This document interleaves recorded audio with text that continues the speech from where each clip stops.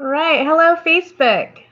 Hopefully, you all are here for the mentor talk tonight. We've got Natalie Brown here to talk about finance. She did a study or a survey about a year ago about art room budget. So here's Natalie. Okay. So if you'd like to introduce yourself and talk about where you teach and how long you've been at it and what you're going to talk about tonight, and then we'll get you going all by yourself. Okay, so my name is Natalie Brown. I am the current treasurer for KAEA. I have taught at Derby High School for going on almost 15 years now. Before that, I taught Northwest in Wichita, so I'm kind of the south central area of Kansas. My main area is ceramics. And so like working in clay, but I am fairly comfortable working with numbers. And so that's one thing I've worked just at kind of a lot in. So I've got just some different things I can talk with about there. And let's see, I don't know. So did the summer camp last summers and also a session. So I think some of you may have seen me at the fall camp or not fall camp, but fall conference in Kansas City here recently. Excellent. All right. Well, I'm going to leave you to it so you can talk about all the financial stuff. And you are all by yourself now. Okay. Hi, guys. So I want to talk just basically about kind of budget, finances, some things that you might be able to utilize in the classroom, whether you're a new teacher trying to figure all of this kind of money and how funding for your program goes, or maybe an older teacher that needs just some ideas. One of the things that Jennifer was talking about was last year I helped do a survey on the condition of the arts in Kansas, and money was a question that I had. It's a concern that I've had in supporting different parts of our program in my district. And so with that survey, we questioned people on what typical budgets were for them, different funding sources, how they got different funds, as well as like classroom size and what different teachers taught as far as preps and things like that. But that survey, if you're interested, is on the KAEA website. It's under advocacy. The responses are anonymous, and that is a resource for anyone to refer to if you need it. So it's meant for you as an advocacy tool. So for example, if you're going to your principal and saying, I really need to increase my class fees for this course, and they're going, well, why should we increase it? It's been $5 for the last 10 years. Besides just kind of talking about cost of materials, you can go and say, well, what I'm seeing is that the average class fee for most drawing and painting teachers, it looks like, is about $10 or $15 a semester. So you can use that kind of as a tool, and you can kind of say, our budget in comparison is way behind maybe other districts or other schools in the area. And that might be just a way of supporting your program and your numbers. I kind of outlined a few different topics. I've been department chair for a little while at the school, so one of my duties is to help monitor the budget in my department.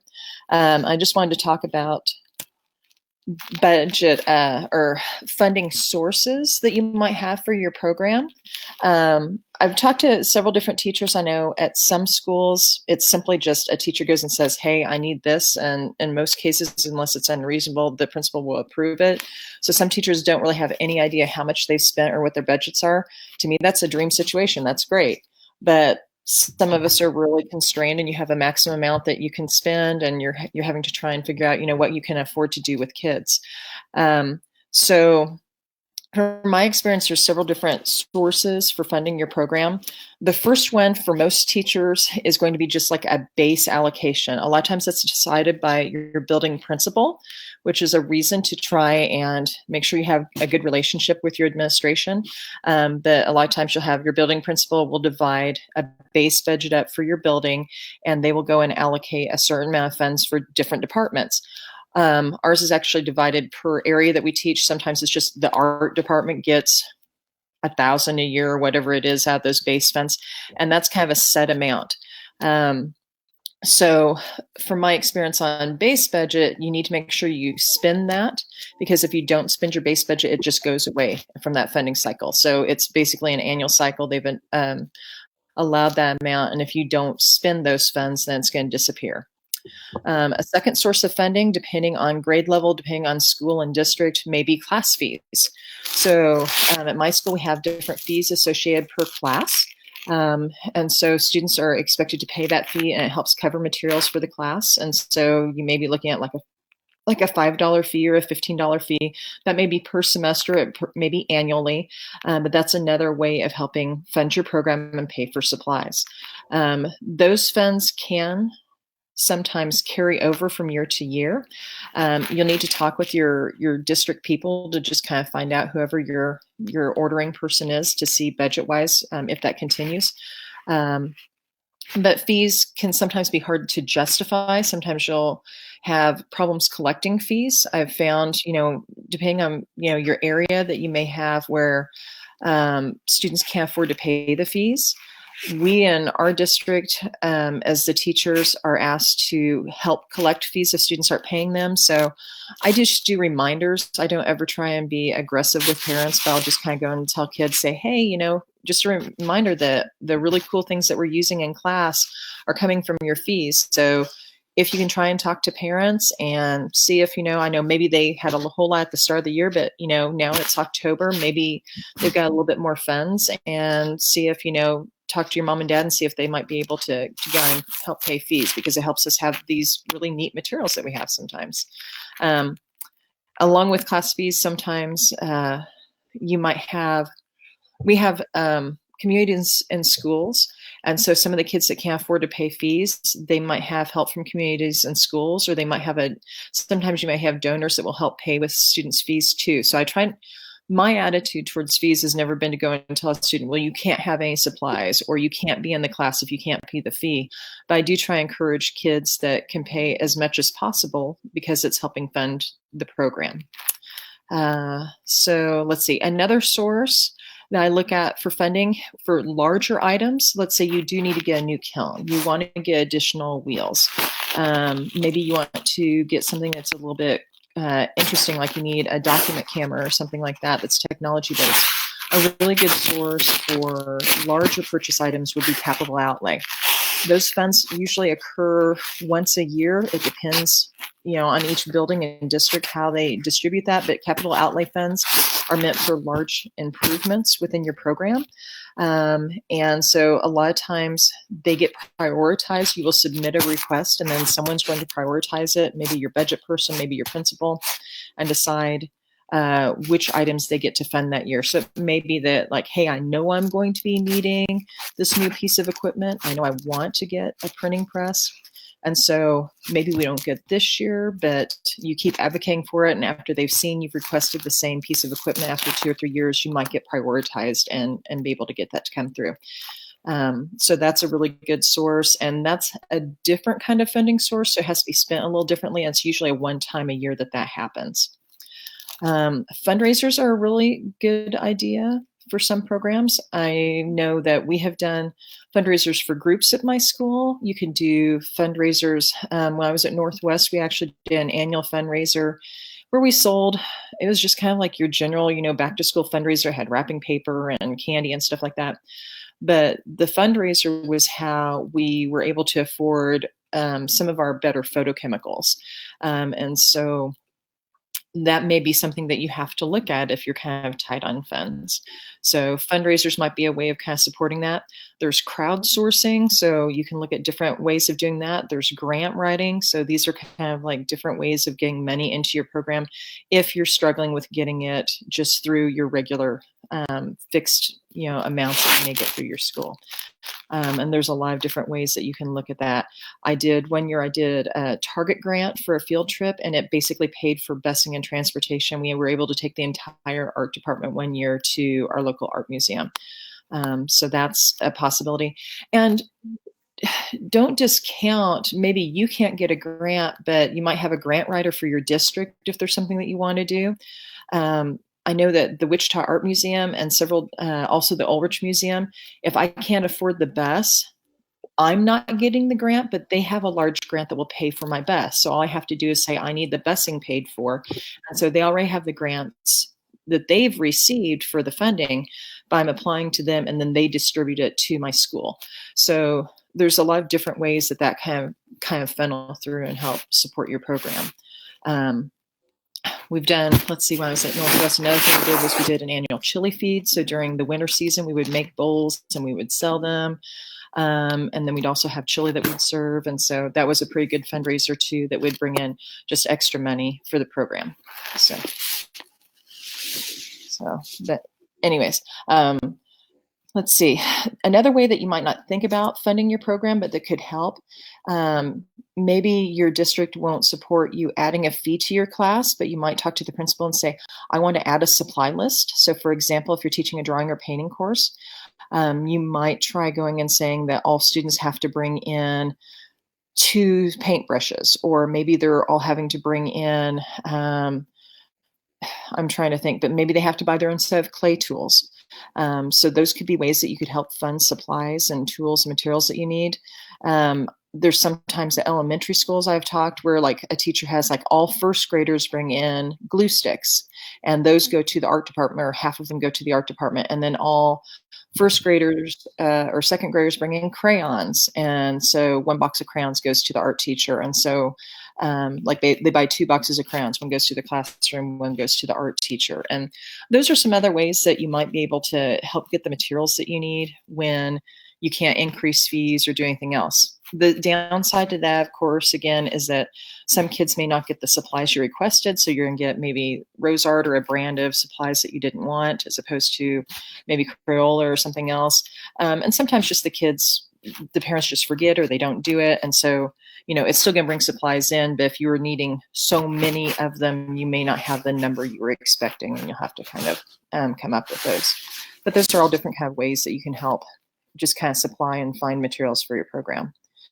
And then speaking of budgeting, when you're just kind of looking, if you're a new teacher, one of the really important things to do is to look at that year plan and try and go ahead and plan out your projects for the year. If you know what your budget is, it may limit some of the things you have to do.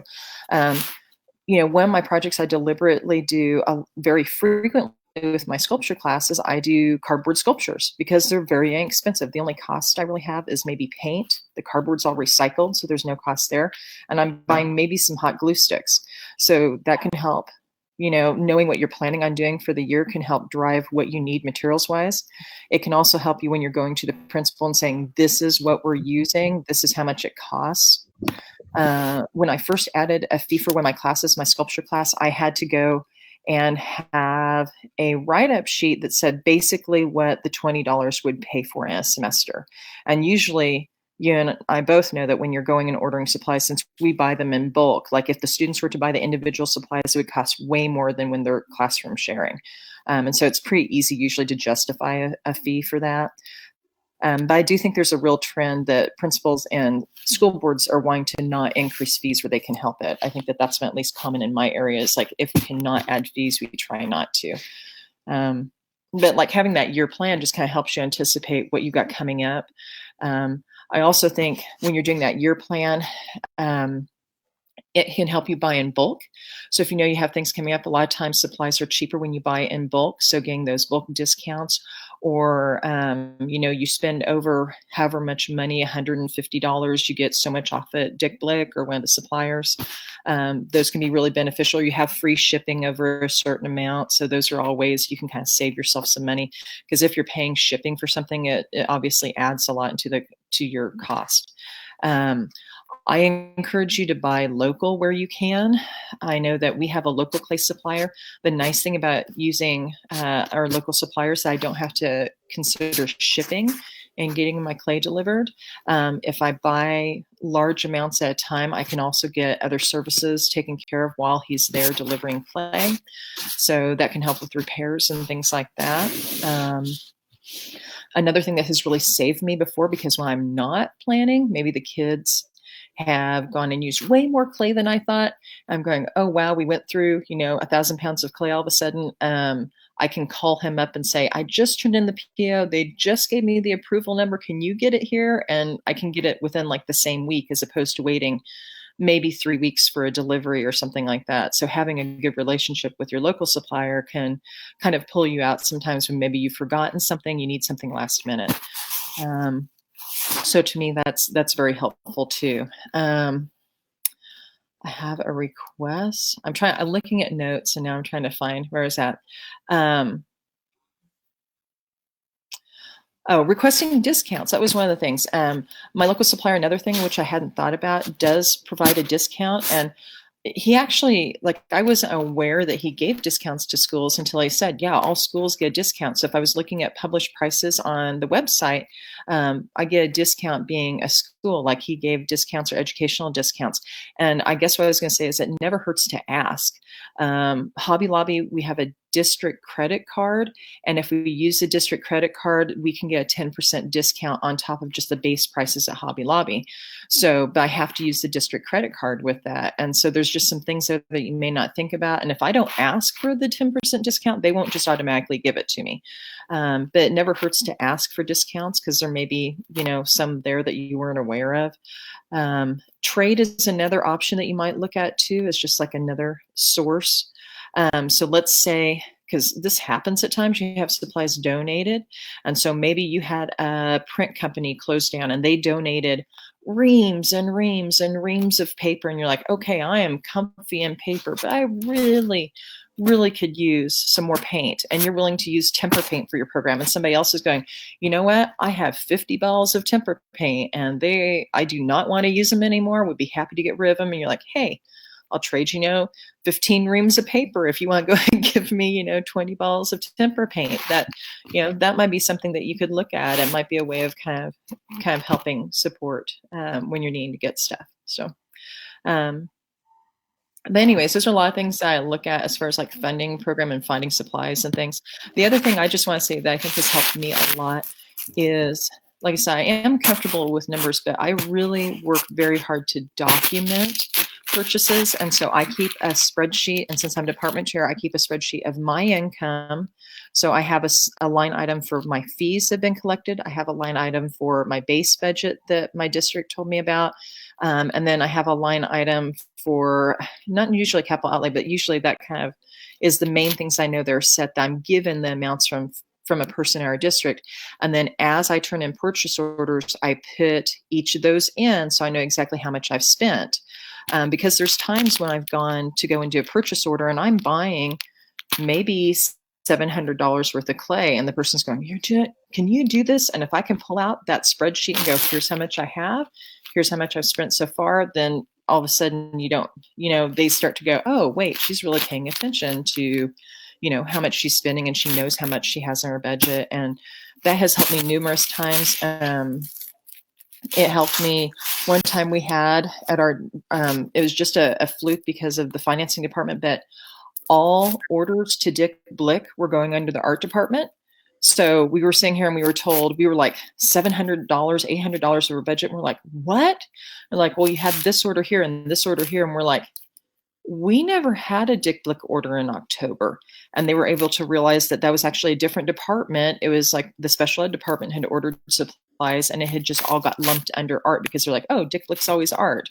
And we're like, no. And so that kind of saved us from what could have been a bind, was by having those records and saying, this is what we've bought, this is what we've spent. It was able to kind of help us there. So documenting it really makes a lot of difference, and it lets the people you're working with know that, hey, they're paying attention to that. So a real simple spreadsheet can have one line that basically you put all the expenses in, another column that you have all your costs in, and then you can total those columns. And it doesn't have to be real complicated or anything, but you can just document it.